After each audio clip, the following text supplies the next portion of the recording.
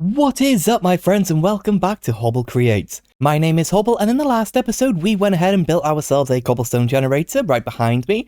If you want to see how that works, then be sure to check out the previous episode. But cobblestone was one of the most important blocks that we needed to automate. And in today's episode we're going to be tackling the second most important block, which is going to be wood. We are going to need wood in bulk, especially when it comes to building our factory later. We're going to need to input a lot of wood. So if you're new here, be sure to hit that subscribe button and remember to leave a like. And of course, I've gone ahead and added chapters down below, so if you want to skip ahead or skip back because you missed a bit, you're free to do so. So in the last episode, we built this cobblestone generator. I went ahead and tidied it up between episodes, but this is what I consider to be a machine. Today, we're going to be working on a contraption, our first one. And the main benefit of using a contraption is that it's got its own internal inventory, so we don't need to worry about trying to pick up all of the blocks. So for today's contraption, you could technically build it as large as you want. However, I don't really recommend going above one chunk, mostly because if part of the contraption swings outside the chunk and this area isn't loaded, it has a chance to do something a little weird and just break down a little bit. So we're going to avoid doing that. So that's why I've marked out now a single chunk. You can see here we are building in one chunk. And if you need a bigger machine, you could always just scale this up a little bit higher, build another platform above it, and just keep going. So I've marked out the approximate center of our chunk here. Now sadly, Minecraft is built on a 16, so there is no centered block for a chunk. So we're going to have 7 on one side, 8 on the other side. That's completely fine. But right in the center, we're going to dig out a hole that is a 3x3. Then we're going to come down, we're going to go an additional block. And then finally one more block, and that is going to be a 3x3x3 hole. Now in the center of this hole, we need to pop down a water wheel. However, if we do just click it like that, it's going to place it down the usual way. Instead, what we need to do is we need to come to the center, jump, and place it down beneath us. That way we've got ourselves a nice little lying down water wheel. Now what we need to do is come to any side and put down a block. Now if we were to put the water on this side, you'll see that we are spinning at 160 stress units. That's not so good. So instead what we're going to do is we're going to take away that, we're going to come to this side now, so we are putting the water, so it's pushing these flaps, I guess they could be called.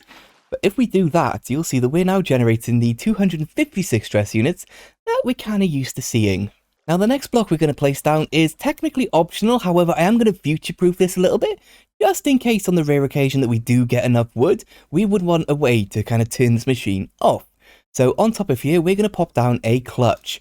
And what this does is if we provide a redstone signal, it'll stop that center shaft there from spinning, essentially turning off anything that is above this. Then the final block that we need is a mechanical bearing. And if we were to just go ahead and pop down any block now and give this a right click, you'll see that things are starting to spin. This grass block here is a contraption.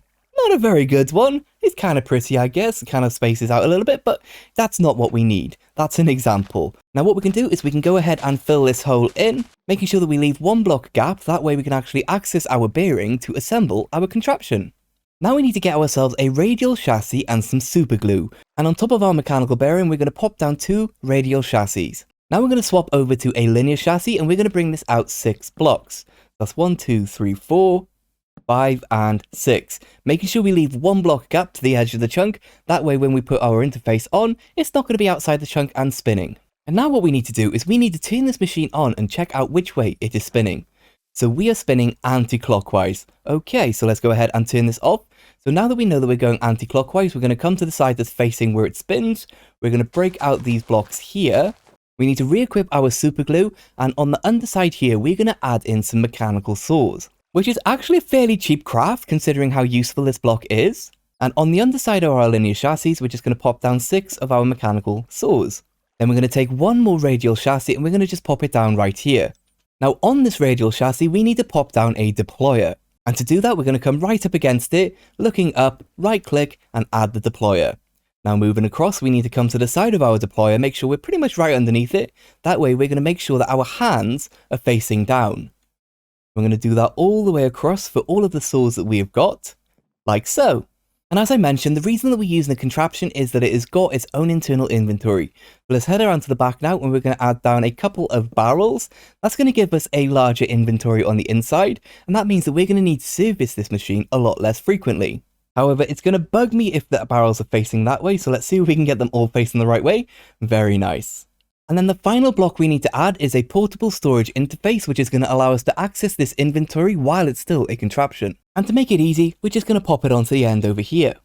Now you need to go ahead and decide what kind of sapling you're going to use. Be aware, if you use spruce, it's going to turn all of your grass into the old podzol, which honestly isn't the best thing to look at. And I'm just going to go for the regular old oak. It's going to give us wood, sticks, and apples, which it's always nice to have apples. It's always nice to have apples. And on our filter slot here, we're just going to right click to say that you can only access saplings. Then once you've done that, you just kind of need to fill the system a little bit with some saplings. I'm going to probably go for 2 stacks and throw an extra one in as well.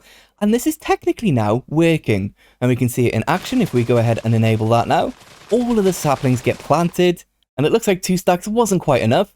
But if I was to go ahead and now grab some bone meal and just speed this process up a little bit, we'll see how it works. It's going to chop down the tree, destroy the leaves. And if we go ahead and turn the machine off and check inside, we have got 4 oak logs.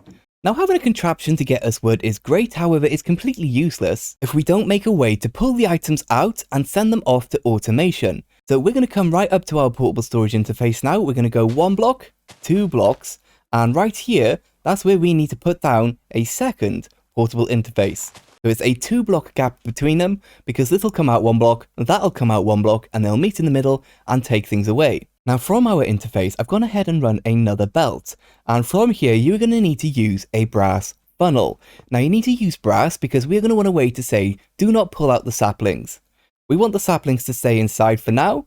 We only want to be pulling out the wood, sticks, and apples. And if you get yourself a regular filter, which is super cheap to make, inside here you can add in your oak sapling or whatever sapling you were using, and then down here we're going to say deny. Then you click the tick and we're going to add that to our filter slot. So what that'll mean is anything that comes out of here, we'll check with this and say, okay, I can pull all of these items out, but when it comes to the saplings, we want them to stay inside here. And that's the main problem with this design, which I haven't quite worked out how to combat just yet, is that every now and then you'll need to pop back over here because eventually all of these barrels are going to fill up with saplings. You're going to need to come in here and you're going to need to empty out some of these saplings just so you've got space for the wood to go in. But let me know in the comments if you've got an idea for a fix for that, a way that we can have saplings in here, but not too many saplings. Then all we need to do is come to the end of our belt, add in our lovely item vault. We're going to stick on a funnel, and then we're going to power our belt using our rotational power that we got from either our windmill or our water wheels. And we're going to crank this up to maximum speed. The faster that we can pull out of these items, the quicker that this can get going on its next round. Then all we need to do is come to the side, we're going to go ahead and re-enable this, we're going to fill in all of those gaps. And right here, we got ourselves 4 oak logs and 1 stick. So let's go ahead now and grow a bunch of trees, just so we can see this thing in full action. So it spins around, they connect, everything gets pulled out except for the saplings, and we have got automation, my friends. Now when it comes to these item vaults, there's some items that you may not actually want to keep, and there's a very easy way to deal with that. You're going to dig yourself a little hole next to it, going to put down some lava, and then on the side of here, we need to put down a brass funnel. Now I'm going to crouch and place that way it's pulling in for now, at least until we've set the filter, so we can say that only sticks can go through this funnel. Now if we have a look in there, you'll see that we've got 16 sticks. We can then just say export all of the sticks, and it's only going to affect sticks. You could set in a filter to say get rid of apples as well if you wanted to. I'd suggest probably keeping the apples because we are going to make some sticky apples in the future, or honeyed apples, and it'll be nice to have some apples in supply. But my friends, we now have automated wood, which is wonderful, and it's going to come in very handy in a couple of episodes' time. Now, if you did enjoy yourself, then be sure to hit that subscribe button, as you are not going to want to miss the next episode. Now, I think in the next episode, we're going to be taking our cobblestone, we're going to process it down into some actually useful items. But my friends, thank you so much for watching, and I shall see you in the next one. Bye-bye, guys.